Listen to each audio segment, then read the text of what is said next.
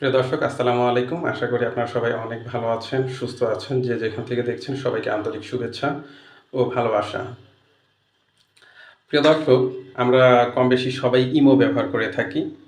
তো ইমো ব্যবহার করতে গেলে আমরা কয়েকটা মুডে ইমো ব্যবহার করে থাকি। সাধারণত লাইট মুড, ডার্ক মুড এই ২ টা মুডের বিষয় সাধারণত ব্যবহার করে থাকি। তো মোবাইল স্ক্রিনের দিকে যখন আপনি দীর্ঘক্ষণ তাকিয়ে থাকেন তখন কিন্তু ক্ষতি হওয়ার সম্ভাবনা থাকে চোখের।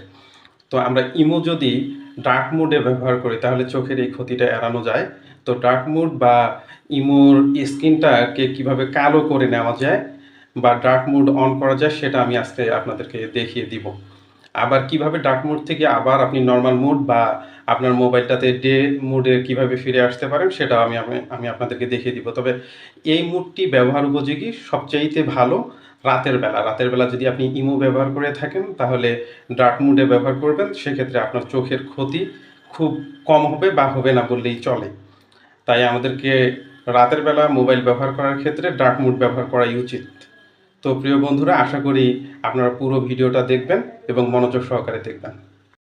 জন্য আমাদের যা করতে হবে, আমাদেরকে চলে যেতে হবে মোবাইলের ইমো অ্যাপসে। তো ইমো অ্যাপসের মধ্যে ক্লিক করে ফেলব। ইমো অ্যাপসে ক্লিক করার পরে আমরা চলে যাব ইমোর সেটিংসে। তো সেটিংসটা থাকে সাধারণত মোবাইলের বাম পাশে উপরে। এখানে আমরা ক্লিক করব।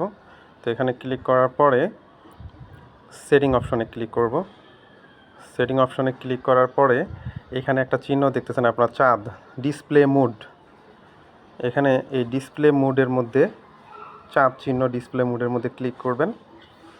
ক্লিক করার পরে দেখেন এখানে 3টা অপশন আছে, system default, light mode, dark mode. এই লাইট মোডে থাকলে আপনাদের ফোনটা এরকম আলো থাকবে, আর যদি ডার্ক মোড করেন তাহলে রাতে ব্যবহার উপযোগী হবে বা মোবাইল স্ক্রিনটা আপনাদের ইমোর স্ক্রিনটা কালো হয়ে যাবে। সেটা চোখের জন্য অনেক উপকার, আমরা জানি, আগেই বলেছি। রাতের বেলা ব্যবহার উপযোগী। তো কী করব, এই ডার্ক মোডের মধ্যে ক্লিক করে দিব। এই ক্লিক করে দেওয়ার সাথে সাথে দেখেন আপনার ইমোর স্ক্রিন এরকম কালো হয়ে গেল। এই কালো স্ক্রিন দিয়ে যদি রাতের বেলা আপনি মোবাইল ব্যবহার করেন বা ইমো ব্যবহার করেন বা যে কোনো সময়ে আপনি যদি কালো স্ক্রিনটা ব্যবহার করেন তাহলে আপনার চোখের ক্ষতি হবে না। চোখের জন্য এই মোডটা অনেক ভালো। তো প্রিয় দর্শক, আমার মনে হয় আপনারা বুঝে গেছেন যে এটা কীভাবে ডার্ক মোড চালু করতে হয়। তবে এটা থেকে যদি আবার আপনি বের হয়ে আসতে চান, ডে মোডে যেতে চান, তাহলে আবারও এই আইকনের মধ্যে ক্লিক করব। এটা ক্লিক করার পর আবারও সেটিংয়ে চলে যাব। সেটিংয়ে চলে যাওয়ার পরে আবার ডিসপ্লে মোডের মধ্যে ক্লিক করব। ডিসপ্লে মোডের মধ্যে ক্লিক করার পরে আমরা লাইট মোডে ক্লিক করার সাথে সাথে আবারও এটা এমন আলো হয়ে যাবে।